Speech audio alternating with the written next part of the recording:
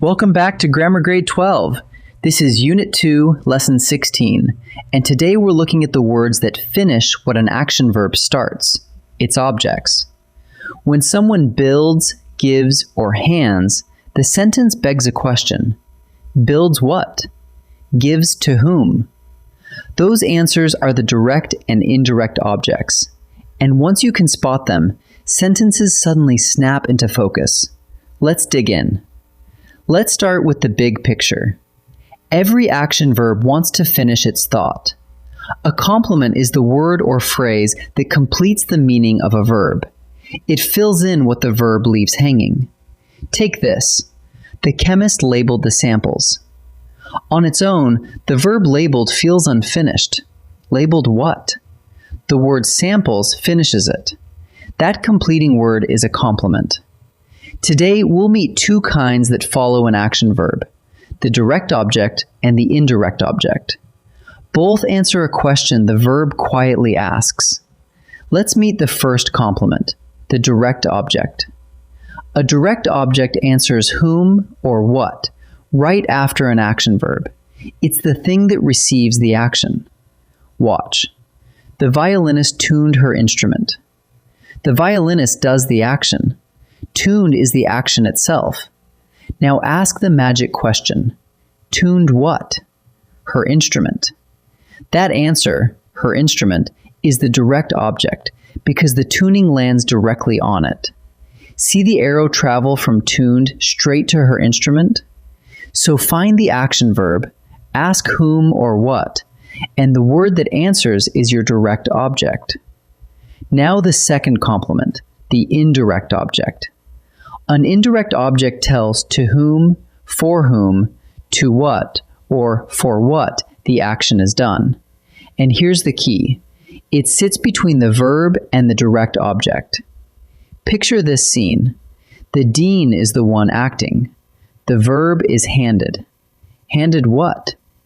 Their diplomas. There's the direct object. But handed them to whom? The graduates. That word, the graduates, is the indirect object. And notice where it lives, tucked right after the verb, before the direct object. See the arrow reach from handed over to the graduates? The indirect object always comes first, then the thing itself. Here's a rule that keeps you honest. An indirect object can only exist when there's a direct object too. The indirect object never travels alone. Watch what happens. The coach taught the rookies a new play. A new play is the direct object. Taught what? And the rookies is the indirect object. Taught it to whom? Now take the direct object away and just say, the coach taught the rookies. Suddenly, the rookies isn't an indirect object anymore. It's simply the direct object of taught. No direct object, no indirect object. So always find the direct object first. Only then can you have an indirect object. Now the trap that fools almost everyone. An indirect object never sits inside a prepositional phrase. Compare these two. She gave the committee her report. Here, the committee comes right after the verb, before her report. So the committee is a true indirect object. But watch this version.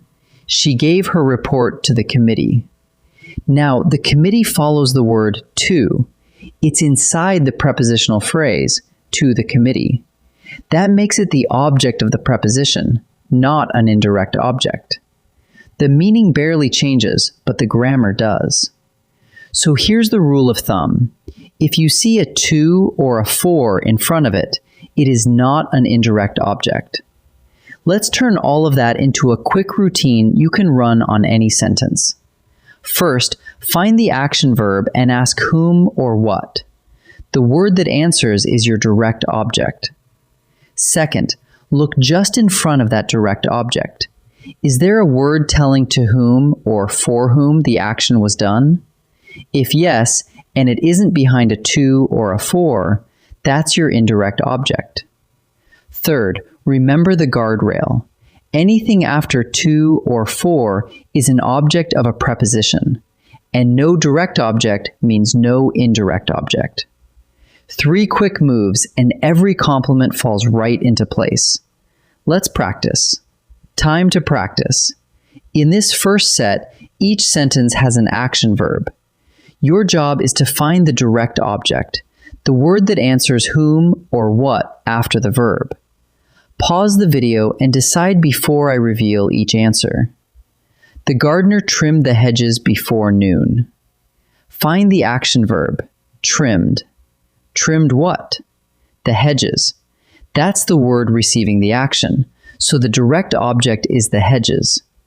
Before noon only tells when, and the gardener is the one doing it. Neither of those is the object. Maria photographed the eclipse from the rooftop. The action verb is photographed. Photographed what? The eclipse. That's what the camera captured, so the eclipse is the direct object. The rooftop sits inside a phrase telling where, so it isn't the object at all. The committee approved the ambitious proposal. The verb is approved. Approved what? The ambitious proposal. That whole phrase is the thing receiving the action, so the direct object is the ambitious proposal. Not just proposal, but the ambitious proposal, taken together. In this second set, look closely at the word right after the verb. Decide whether it's an indirect object, sitting before the direct object, or the object of a preposition, tucked behind a to or a for. Pause and choose before each answer. The librarian handed me a rare first edition. Handed what? A rare first edition. That's the direct object. Now, handed it to whom? Me. And notice, me comes right before the direct object, with no to in front of it. So me is an indirect object. She read the poem to her grandmother. Read what? The poem. That's the direct object. Now watch her grandmother. It comes right after the word to, inside the prepositional phrase, to her grandmother. Because it follows a preposition, her grandmother is the object of a preposition, not an indirect object. Grandpa built us a tree house. Built what? A tree house. That's the direct object. Built it for whom? Us. Since us sits before the direct object with no preposition in front of it, us is the indirect object, and a treehouse is the direct object. Let's pull the lesson together. First, the direct object. It answers whom or what right after an action verb, and it's the word that receives the action. You tuned your instrument. You labeled the samples. Second, the indirect object. It tells to whom or for whom the action is done, and it always sits between the verb and the direct object. You handed the graduates their diplomas. And third, the traps. An indirect object can't exist without a direct object, and the moment a noun hides behind a to or a for, it becomes the object of a preposition, not an indirect object. Master those, and no compliment can slip past you. In our next lesson, Lesson 17, we'll look at another way verbs get completed: object complements and subject complements. I'll see you there.